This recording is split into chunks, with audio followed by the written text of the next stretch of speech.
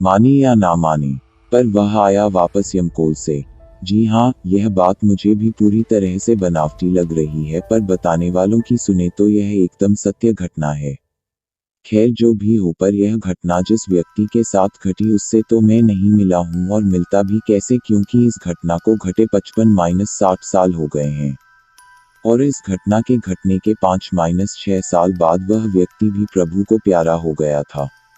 इस रोचक दैवीय घटना को सुनाने से पहले मैं आप लोगों को बता दूं कि बताने वालों की माने तो एक मरा हुआ व्यक्ति लगभग 7-8 घंटों के बाद जीवित हो गया, और वह भी उस समय जब उसकी चिता में आग लगाई ही जाने वाली थी।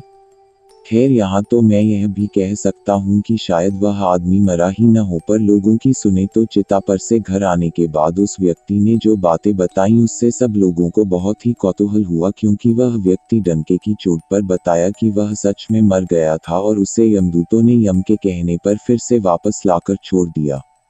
आइए इस घटना को विस्तार से सुनते हैं। हमारे गांव के बगल में एक गांव है, यह घटना वहीं की है।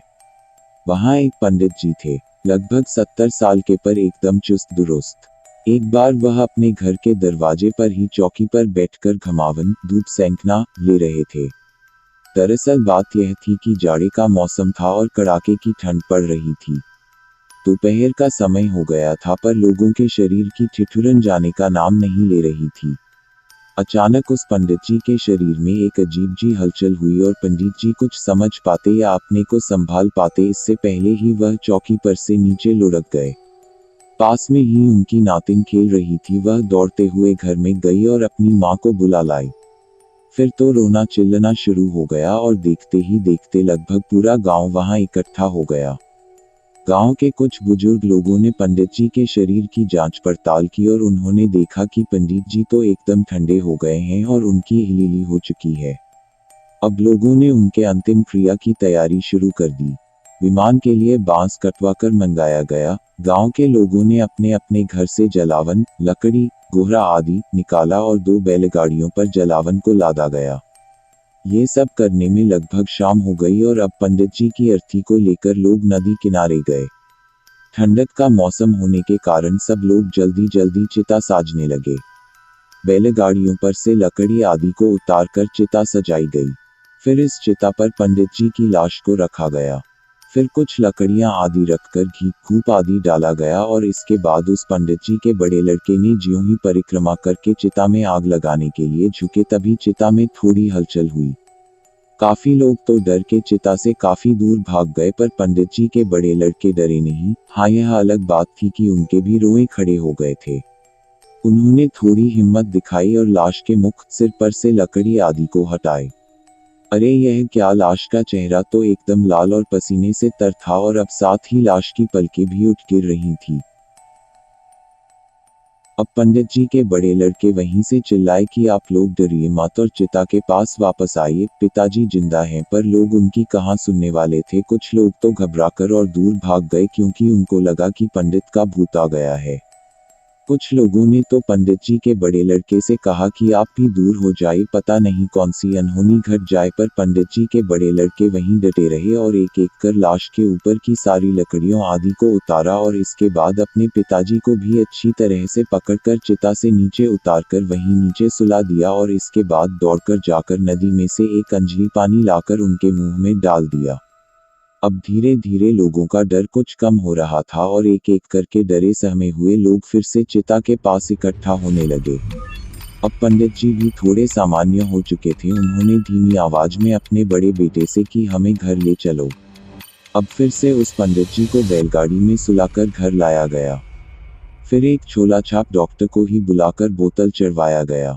2-3 दिन के बाद फिर से पंडित जी एकदम भले चंगे यानी पहले जैसे हो गए। यह बात अब तो पूरे जवार में फैल चुकी थी कि फला गांव के फला बाबा मरकर जिंदा हो गए। वे चिता पर उठकर घर आए। रिश्तेदारों आदि के साथ ही बहुत सारे लोग भी दूर दूर से उस बाबा के पास आते थे और कौतूहल से उन्हें देखते थे। इस घटना के घटने के लगभग 8-10 दिन बाद कुछ लोग पंडित जी के दरवाजे पर बैठकर इसी घटना की जिक्र कर रहे थे। कोई कह रहा था कि बाबा मरे नहीं थे अपितु उनका प्राण छिप गया था और 7-8 घंटे बाद फिर वापस आ गया, पर कुछ लोग मानने को तैयार ही नहीं थे। उनका कहना था कि उन लोगों ने खुद ही बाबा की जांच पड़ताल की थी और बाबा एकदम ठंडे और पीले हो गए थे। अभी उन लोगों की यह बात चल ही रही थी कि बाबा घर में से बाहर निकले और बोल पड़े कि वास्तव में वे मर गए थे। बाबा की यह बात कुछ लोगों को मजाक लगी, पर बाबा ने जोर देकर यह बात कही। फिर बाबा ने उस घटना का जिक्र कुछ इस प्रकार से किया। उस दिन चौकी पर बैठे बैठे अचानक पता नहीं क्यों मेरे साथ क्या हुआ कि मैं चौकी पर से नीचे गिर गया, और चौकी पर से नीचे गिरने के बाद मेरे साथ क्या हुआ यह मुझे पता नहीं चला। हाँ, पर कुछ समय बाद मुझे अचानक लगा कि मुझे कुछ लोग उठाए ले जा रहे हैं। वे लोग आपस में कुछ बात भी कर रहे थे, पर मेरी आंखें बंद थी। अब मैंने धीरे धीरे प्रयास करके अपनी आंखें खोली तो क्या देखता हूँ कि मैं 2-3 लोगों के साथ उड़ा जा रहा हूँ। हाँ, पर वे लोग कौन थे यह मुझे पता नहीं। वे लोग देखने में थोड़े अजीब लग रहे थे और उनका पहनावा भी थोड़ा अलग ही था। और हाँ, मुझे अब डर नहीं लग रहा था और ना ही मैं यह समझ रहा था कि मैं मर गया हूँ। मैं तो बस उन लोगों के साथ उड़ा जा रहा था। हाँ, यहाँ एक बात और स्पष्ट कर दूं कि मुझे लेकर जो 2-3 लोग जा रहे थे उनके चेहरे भी अब मुझे बहुत स्पष्ट नहीं हो रहे हैं।